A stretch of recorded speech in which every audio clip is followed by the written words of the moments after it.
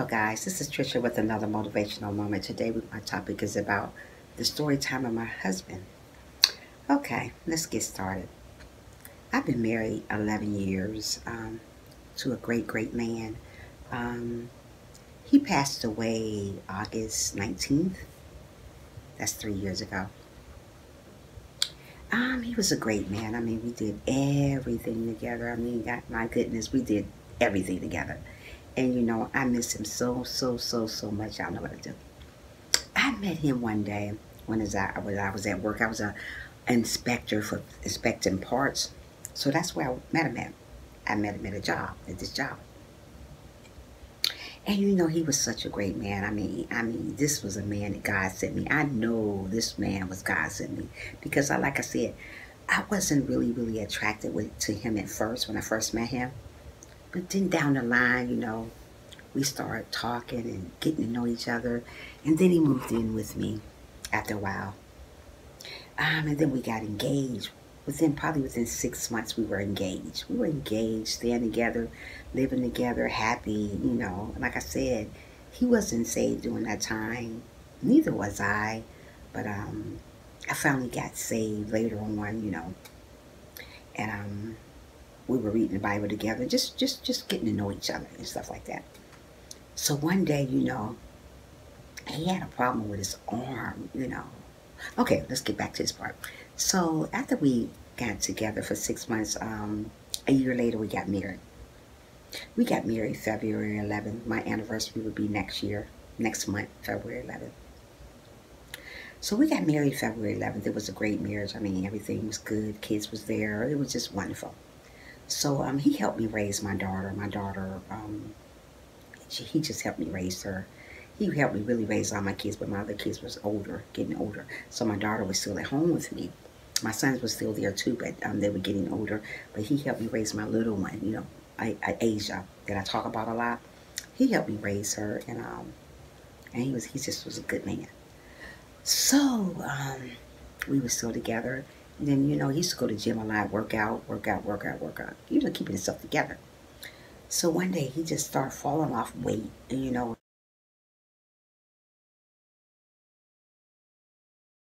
we was wondering, why are you falling off weight? What is going on? I thought maybe he had AIDS or something. I didn't know what was going on. I said, what's wrong with this man? But it was nothing like that. At first they went to the hospital. They said he needed to lose weight because of his high blood pressure or whatever. So he started losing weight for that. So finally, his weight just started coming off for no reason. And we was trying to figure out what is going on. So he went back to another doctor. And they told him he had ALS. I don't know if you guys know what ALS is. It's Lou Gehrig's disease. It's like a crippling disease. It cripples your body. It just, I think it's like paralyzes your body. Or, you can't eat, you can't talk, you can't walk. And, there's a guy that lived with this for a long time. He just died. I think his name, he was one of the, they said, used to call him the smart guy. He lived a long time with ALS. You don't usually live long with ALS. Probably no longer than 4 or 5 years, but he lived 4 years with this stuff. For a long time, he lived with this stuff.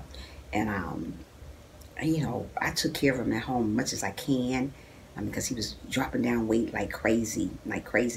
So I couldn't take care of him no more. So what I did, I put him in a nursing home because the man couldn't walk anymore. He couldn't talk. He could talk. He just couldn't walk. He stopped walking, so it was hard for me to pick him up. Me and my children trying to get him around, and then he had to get one of those things in his throat. Those little things that go in his throat to make him let him breathe good. So we put him in a nursing home. I mean, I was so exhausted trying to take care of him, take care of home, take care of him, take care of home. But you know what? That was my husband. And I was going to still be there for him regardless. So I was at the nursing home. I'm like living at the nursing home, because I was there every single day for him, making sure he's okay. And, and finally, he used to call me from the nursing home because he was able to still use his hands during that time. He was still able to use his hand to call me when he could. So he called me all the time, kept in touch, and I kept up there all the time, making sure they kept him clean. And I started to clean him myself because I didn't like the way he was doing him up there. He wasn't clean right. So I kept going up there to make sure he was kept up right. So I was there washing him up 3 times a day. I was there. No matter what, I was there for my husband. You hear me? I was there. So he stayed around for a while still, you know, trying to walk. He couldn't walk no more. He was in a wheelchair. So once he started going and getting into a wheelchair, he couldn't walk no more. He would walk, but he didn't want to walk no more. So he just constantly didn't want to walk no more. So he just stopped walking. So as time went on, they said they want to put him, put something in one of those things to his throat so we can, you know, because he wasn't able to do too much anymore. So they had to put something in his throat so he can breathe better. So they put one of those suction things to his throat so he can be able to breathe. And then he had one of those things on his nose, whatever you call those things. You know what I'm talking about, for him to breathe better. So they did all that. They did everything, you know. They make him comfortable. He was in a nursing home, and I was just up there. I was just exhausted. God only knew that I was so exhausted, running back and forth, running back and forth. That was a lot for me, and caring for my children too at the same time. So I did it for a while, and then I used to come up there, go up there and feed him, bring him hamburgers, because he used to love Popeyes. Popeyes, baby, give me Popeyes. That Popeye, this Popeye, that. I said, you know what? I'm going to bring you some Popeyes up there. So he would always choke off his food. And we was wondering why he choked so easy off his food.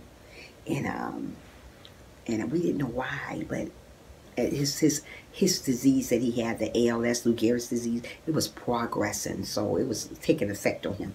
He really couldn't swallow very well, but he still wanted to eat chicken. He still wanted a hamburger. He still wanted the food. He still, because this man loved food. You know what? And when you're taking the food from somebody that loves food so much, it's a lot. It hurts him. So we decided, me and the nurse decided, the doctor decided that we probably wanted to parade his food. He didn't want to parade food because he was every time I would feed him, he would choke. I would have to pat him, you know, get the nurses and him to help me, because and then they had to suction the stuff out of him because he kept choking. He couldn't eat it no more, but he still wanted to eat it. He insists he can eat a hamburger. He insists he can eat a chicken sandwich. I told him, you can't. You can't eat chicken. You can't eat this stuff no more. It's getting stuck, and I don't want nothing to happen to you. I kept telling him. So finally, they took him off food altogether. They gave him parade food. So he had no choice but to eat parade food, but he didn't want it. So they started feeding him out of a feeding tube since he didn't want the parade food. He didn't want to do that. So we went back to the parade food and tried him with the parade food. He ate it for a little while. He wasn't happy. He was sad. He kept crying about stuff. I told him, I'm so sorry. I cried with him because it hurts to see somebody going through stuff that you loved, somebody that took care of you all these years, and you know, you just don't want him to go through these type of things. You didn't want him to be sick. You didn't want him to leave you, you know, because that was my best friend.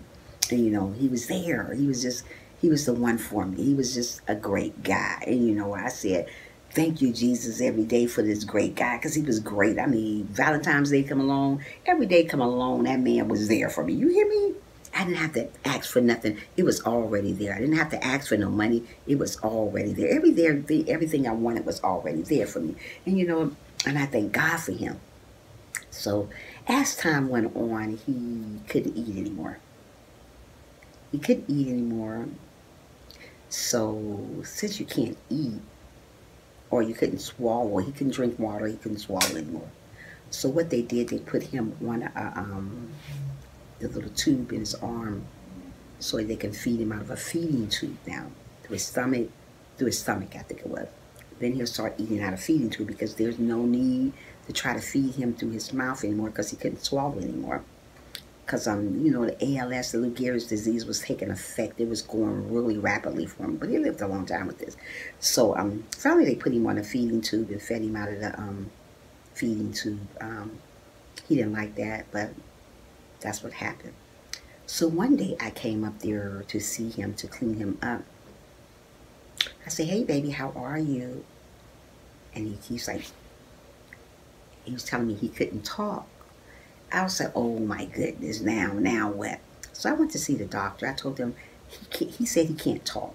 So he couldn't write stuff down because he couldn't use his hands anymore. So all he could do was like that with his shoulders. So, and they was asking him a question, and he said he couldn't talk. All he could do is just he couldn't talk. So, as time went on, he just couldn't talk anymore. So I would write stuff down, and he would answer yes or no because he couldn't even talk anymore. So that was hurting me as I kept on seeing things go downhill for my husband. You know, I just felt so lost when I see things going bad for him. I was just like, oh my goodness, please God, don't take my husband away from me. Don't take him away from me. This is my best friend. But as time gone, he just couldn't talk. He didn't want the TV on. He didn't want the lights on. He just wanted to stay in the room dark. So, you know, he was a football fan. He loved the Pittsburgh Steelers. He loved the team. He loved Pittsburgh Steelers. It wasn't a day go by he didn't want to watch the Pittsburgh Steelers. I used to come up there with him all the time. We watched Pittsburgh Steelers. I would spend the night there with him almost every night. So he didn't want to watch the game. He didn't want to do anything. He would just turn the other way all the time. So I was just holding his hand and rubbing lotion over him and making sure he's comfortable, making sure he was okay. So I gave him a kiss and I left out because I had to get home to take care of my home too. So I went home. So the next day I came up there to see him. I kept calling his name. He wouldn't answer. I said, Mike, Mike, Mike, Mike. That was his name, Mike. I said, Mike, Mike, Mike, Mike, Mike, Mike. He wouldn't answer.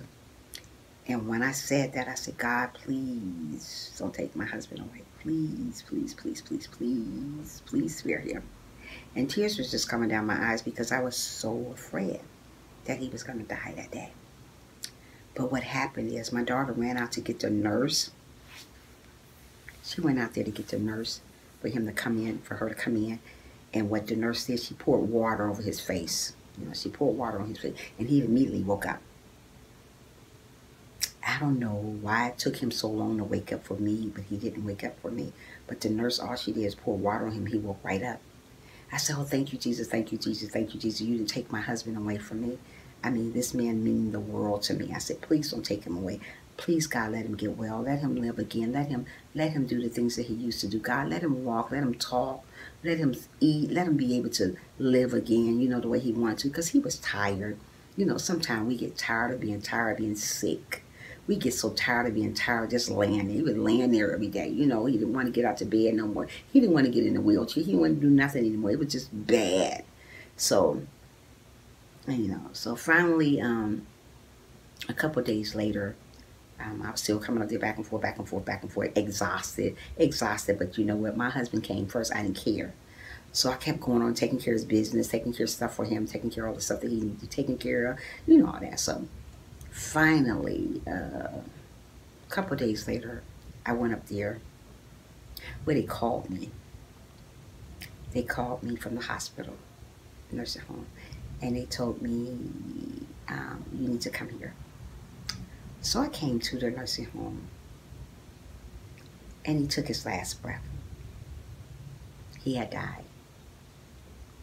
He had died in the nursing home, and I was so broken into pieces. I cried and asked God, why did you take my friend away from me? Why did you take my best friend? Why did you take him? God always told me, don't question why somebody is gone. I had to understand that my husband was only here temporary, even though he was the greatest man ever I met. I had to question myself all the time and say, why? Never question God, why? Things happen for a reason. We are only here temporary. You got to understand that. He was only here temporary. God needed another angel, and he took my husband away. That was his angel. So once he took him away, I felt like I just lost everything once he died. I did lose everything when he died. He was just like, I don't know. I was just lonely, sad, stressed, crying. And I kind of went into a depression. I didn't want to do anything. I stayed in my room all the time. I just didn't want to take care of myself anymore. I didn't want to just take a shower, didn't do my hair, didn't do nothing. That's not me. I'm the type of woman that kept myself together all the time. Not sometime, but all the time. But that day, I didn't want to take care of myself. I didn't want nothing to do with myself. I just wanted to lay in the bed, take a shower, and lay in the bed and just crawl up and just die. That's how I felt. I felt like the world was kind of like closing in on me. I was wondering, you know, I just felt like I was by myself. And once everything was over, I still felt like I was alone. I could remember the things that he said. Baby, if something ever happened to me, you move on. You go ahead on. You keep living. Don't you stop living. I want to see you living. I want to look down here, look up above you, up down here on you, and see that you're living still, that you're doing the things that you want to do.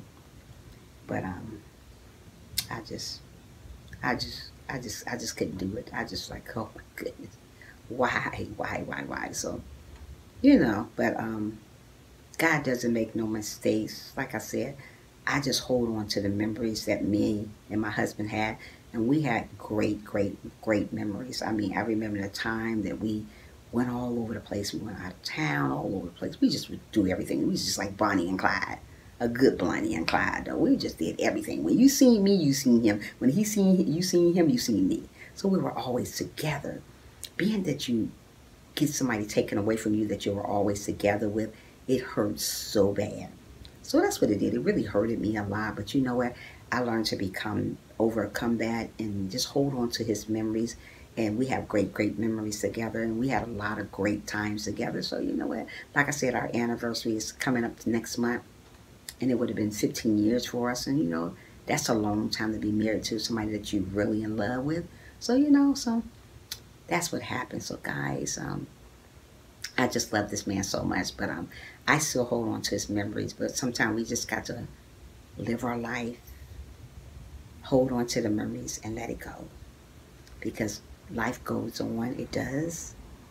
But as long as you got those great memories you can hold on to, they last a lifetime, So I hold on to the memories. I hold on to things that he got me. I still got a lot of teddy bears and stuff that he got me. Beautiful Valentine cards and Christmas cards that he got me, all types of stuff, videos with us laughing together, just all kinds of funny stuff. So I try to hold on to that stuff, the sacred stuff to me right now, because he's not here right now, but I got all those great memories. So guys, that is my story time of my husband, my late husband, Michael. Thank you guys for listening to this. Thank you guys for subscribing to this channel. Make sure you guys give this channel a big old thumbs up. If you're not a friend of mine, guys, please join the family. I am a keeper. I'm going to keep you around. Keep me around. And guys, whatever you do, however you do it, make sure you smile. Don't forget to smile. Don't go a day telling somebody that you love them. Don't ever go a day without telling somebody you love them, because you never ever know when it'll be the last time you're telling them that. So always tell somebody that you love them. Always tell somebody that you appreciate them, no matter what things go wrong. You still tell somebody that you appreciate them. Thank you guys for listening. And guys, guess what? Have a wonderful day. And make sure you say a kind word to somebody today and mean it. Bye.